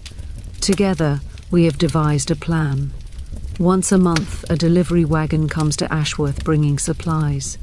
The driver is an old man named Thomas, who has shown small kindnesses to the patients over the years. A smile, a wave, once a handful of sweets smuggled to the children in the family ward. Mary believes he might be sympathetic to our cause. The plan is simple but dangerous. On the next delivery day, I will feign illness and be taken to the infirmary, which is near the loading dock. While the staff is distracted, Mary will retrieve the manuscript from its hiding place and pass it to me. I will then find a way to give it to Thomas, along with a letter explaining what it is and where it must go. It is a desperate plan, full of risks and uncertainties, but it is the only plan we have. Pray for us, Charlotte. Pray that we succeed. Your conspiring sister, Eleanor, August 2nd, 1893. Ashworth Asylum. Dearest Charlotte, the plan has failed. Everything went wrong. Thomas was not driving the wagon that day. He had fallen ill, replaced by a younger man who looked at me with suspicion when I approached. I tried to retreat, to pretend I had simply wandered in confusion, but it was too late. The attendants had seen me near the loading dock, far from where I should have been. They searched me. They found the manuscript. Dr. Hartley read every page, his face growing darker with each word. When he finished, he looked at me with an expression I will never forget, cold, calculating, utterly devoid of mercy. "So," he said softly, "you have been busy, Mrs. Blackwood, very busy indeed." They took me back to isolation, not for 2 weeks this time, but for 6. 6 weeks in the darkness, with reduced rations and no contact with anyone. I am writing this now, in the brief moments of light when they open the door to push food through. I scratched the words onto scraps of paper with a stub of pencil I managed to hide, pressing them into the cracks of the wall, where perhaps someday someone will find them. I do not know if I will survive this, Charlotte. The darkness is deeper than before, the silence more absolute. I feel myself slipping away, piece by piece, dissolving into the void. But I want you to know, I want someone to know, that I tried. I tried to tell the truth. I tried to fight for justice. I tried to be more than what they wanted me to be. If these are my last words, let them be these: I am Eleanor Blackwood. I was not mad. I was simply a woman who refused to be silent. Your sister, fading but unbroken. Eleanor. September 18th, 1893. Ashworth Asylum. Charlotte. I have emerged from the darkness. Barely. 6 weeks in isolation have left me a shadow of myself. I am thin, so thin that my bones protrude through my skin like the frame of a tent. My hair has begun to fall out in clumps. My hands shake constantly and my vision blurs without warning. But I am alive, against all odds, against all expectations. I am alive. Mary wept when she saw me. She held me for hours, her tears soaking into my hair, her whispered words a balm to my shattered spirit. "I thought I had lost you," she said. "I thought they had finally won." "Not yet," I whispered back. "Not yet.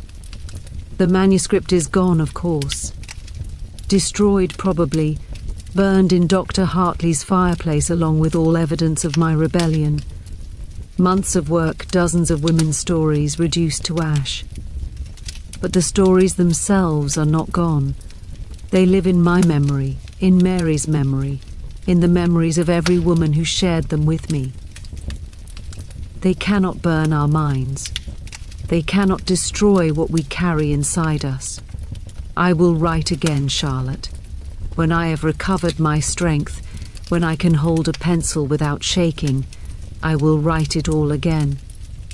Every word, every story, every truth. And I will find another way to get it out of this place. They have not broken me. They've only made me more determined. Your undefeated sister, Eleanor. October 10th, 1893. Ashworth Asylum. Dearest Charlotte, I am recovering slowly. Mary has been my nurse, my guardian, my reason to keep breathing. She brings me extra food when she can, sits with me through the long nights when the nightmares come, reminds me constantly of who I am and why I must survive. "You are Eleanor Blackwood," she says, over and over, like an incantation. "You are a writer, a thinker, a fighter. You are my friend. You are not what they say you are." I cling to her words like a drowning woman clings to driftwood. They are all that keeps me afloat. Something unexpected has happened, Charlotte. A new patient has arrived, a woman named Clara, perhaps 50 years old, with grey hair and sharp eyes that miss nothing. She was a journalist, she tells us, before her husband had her committed for nervous exhaustion. A journalist, someone who knows how to tell stories, how to reach audiences, how to make the world listen. I have not yet told her about the manuscript, about my failed attempt to expose Ashworth. I am cautious now, wary of trusting too quickly, but I watch her, and she watches me, and I sense that we recognize something in each other. Perhaps, Charlotte, hope is not dead after all. Perhaps it has simply taken a new form. Your cautiously hopeful sister, Eleanor. November 1st, 1893. Ashworth Asylum. Charlotte. I have told Clara everything. It was a risk, I know. After the disaster with the manuscript, I should be more careful. But there was something in her eyes, a fierce intelligence, a burning anger, that told me she could be trusted. She listened without interruption as I recounted my story, the stories of the other women, the failed attempt to reach the reformers. When I finished, she was silent for a long moment. Then she said, "We will try again." "How?" I asked. "They watch me constantly now. They search my belongings, monitor my movements. I cannot write without being discovered." "Then I will write," she said simply. "They do not watch me as closely. I am new. I have not yet given them reason for suspicion.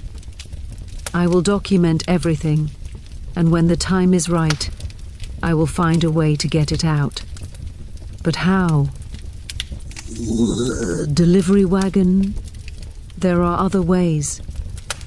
Her eyes gleamed with something like excitement. "I have contacts, Eleanor. People who owe me favors, who would help if they knew I was here. I simply need to get word to them." She has a plan, Charlotte. A real plan with real connections, real possibilities. I dare not write the details here, in case these letters are discovered. But for the first time in months, I believe that escape, true escape, might be possible. Your hopeful sister, Eleanor. November 25th, 1893. Ashworth Asylum. Dearest Charlotte, Clara's plan is in motion. I cannot write the specifics, the risk is too great. But know that things are happening. Messages are being sent. Allies are being contacted. The wheels of justice, so long frozen, are beginning to turn. Mary knows, of course. She is part of it, as she has been part of everything. The three of us, Mary, Clara, and I, have formed a bond that transcends friendship. We are sisters in arms, conspirators in a revolution that may never be recorded in history books, but is no less real for its obscurity. I have begun writing again, not the manuscript, that would be too dangerous, but letters. Letters to you, Charlotte, that I hide in the wall with the others. Letters that tell my story, our story, the story of Ashworth, and all the women who have suffered within its walls. If Clara's plan succeeds, these letters may never need to be found. I will walk out of here a free woman, and I will tell my story myself, in my own voice, to anyone who will listen. But if the plan fails, if I do not survive what is to come, I want these letters to remain. I want someone someday to find them and know the truth. I want Eleanor Blackwood to be remembered not as a madwoman who died in an asylum, but as a woman who fought for justice until her last breath. This is my legacy, Charlotte. These words, these pages, this testament to the indomitable human spirit. Whatever happens, they cannot take this from me. Your writing sister, Eleanor. December 20th, 1893. Ashworth Asylum, Charlotte. Something has gone wrong. Clara was taken yesterday. Not to isolation, not to another ward, but out of Ashworth entirely. Men came for her, the same kind of men who took Iris, and she was gone before any of us could react. I do not know what happened. Did someone betray us? Did the doctors discover our plan? Or was it simply bad luck, a coincidence that destroyed everything we had built? Mary is devastated. She blames herself, though there is nothing she could have done. I should have been more careful, she says, over and over. I should have protected her. But we cannot protect each other, Charlotte. Not really. We are prisoners, powerless against the forces that control our lives. We can only endure and hope and try again when we fail. I will not give up. Clara's disappearance is a blow, but it is not the end. There must be another way. There is always another way. I just have to find it. Your determined sister, Eleanor, January 8th, 1894, Ashworth Asylum. Dearest Charlotte, I am ill. It started as a cough, a tightness in my chest that I attributed to the cold. But it has grown worse, much worse. I burn with fever, struggle to breathe, cough up blood that stains my handkerchief crimson. The doctors say it is consumption, tuberculosis, a disease that thrives in places like this, where bodies are weakened by poor food and harsh treatment, where the air is thick with despair and the walls weep with damp. There is no cure, Charlotte. You know this as well as I do. Consumption is a death sentence, slow but certain. The only question is how long I have. Mary sits with me constantly, holding my hand, wiping my brow, pretending that everything will be all right. But I see the fear in her eyes. She knows, as I know, that our time together is running out. I am not afraid of death, Charlotte. After everything I have endured, death seems almost like a mercy, a release from this prison of flesh and stone. What I fear is being forgotten. What I fear is dying without having made a difference, without having changed anything, without having left any mark on the world. But perhaps these letters are my mark. Perhaps someday someone will find them and know that Eleanor Blackwood existed, that she thought and felt and fought and loved, that she was more than a diagnosis in a doctor's ledger, more than a body in an unmarked grave. Perhaps that is enough. Perhaps it has to be. Your fading sister, Eleanor. January 25th, 1894. Ashworth Asylum, Charlotte. The fever comes and goes now, leaving me lucid for hours at a time before dragging me back into delirium. In my fevered dreams I see you. Your face, your smile, the way you used to laugh when we were children. I reach for you, but you dissolve like mist, and I wake to find myself alone in this grey room, surrounded by grey walls, breathing grey air. Mary reads to me when I am well enough to listen. She has found a copy of Jane Eyre. How, I do not know, and I do not ask. and she reads it aloud in her soft, steady voice. I close my eyes and let the words wash over me, imagining myself as Jane, small and plain and fierce, refusing to be diminished by a world that wants to crush her. I am no bird, and no net ensnares me, Mary reads. I am a free human being with an independent will. I weep when I hear these words, Charlotte. I weep because they are true, and because they are not true. I am a free human being, in my mind, in my soul, in the part of me that they can never reach. But my body is ensnared, trapped in this place, dying by inches. I will not see the outside world again. I know this now. I will not feel the sun on my face, or smell the flowers in a garden, or hear the sound of children laughing. I will not see you, Charlotte.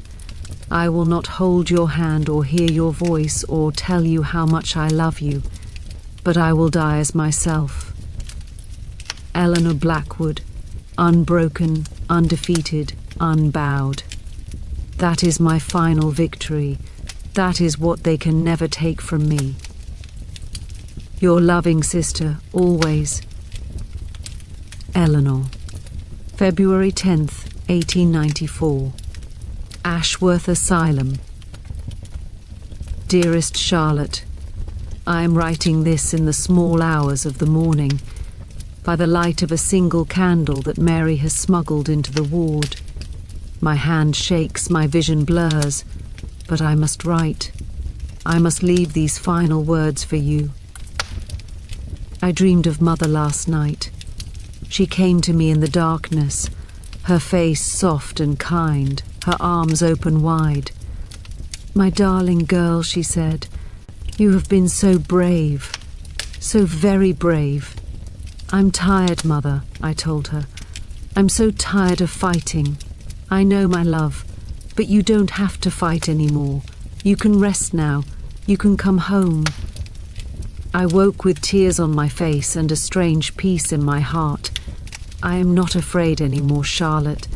The fear has burned away, leaving only acceptance, only love. Mary is sleeping beside me, her hand clasped in mine. She has been my truest friend in this place, my sister in all but blood. I do not know what will become of her when I am gone. I pray that she finds her way out of Ashworth, that she lives to see the reforms we dreamed of, that she knows how much she meant to me. And you, Charlotte, my real sister, my first friend, my constant companion in memory, if not in presence. I want you to know that I have thought of you every day of my imprisonment. You have been my anchor, my light, my reason to keep breathing. Even though you will never read these letters, writing them has kept me sane. Writing to you has kept me Eleanor. I love you, Charlotte. I have always loved you, and I will love you still wherever I am going, whatever comes next. Do not mourn me too long, dear sister. Live your life fully, love deeply, speak your truth without fear. Be the woman I could not be. Be free for both of us. Your sister, now and forever, Eleanor. February 18th, 1894. Ashworth Asylum, Charlotte. This will be my last letter. I can feel it now, the end approaching, soft and inevitable as the tide. My body is failing, my breath coming in shallow gasps, my heart beating slower with each passing hour. The doctors have stopped their treatments. There is nothing more they can do, nothing more they want to do. I am simply waiting now. Mary has not left my side. She holds my hand, strokes my hair, whispers words of love and comfort. She has promised to hide these letters in the wall when I am gone, to protect them until someone finds them. She has promised to remember me, to tell my story, to keep fighting in my name. I believe her. Mary has never broken a promise to me. The candle is burning low, Charlotte. The darkness is creeping in at the edges of my vision. But I am not afraid. I see light ahead, warm golden light like sunshine through a window. I see faces I recognize. Mother, father, little Margaret Crawford, all the women who have gone before me. They are waiting for me. They are welcoming me home. I want to write more. I want to tell you everything, every thought, every feeling, every moment of love and pain and hope and despair. But my hand is too weak, my eyes too heavy. The words are slipping away from me, dissolving into the light. So I will say only this. I was here, I existed, I mattered. I was Eleanor Blackwood, and I refused to be silent. Remember me, Charlotte, remember all of us, and never, ever stop fighting. Your sister, your Eleanor, forever.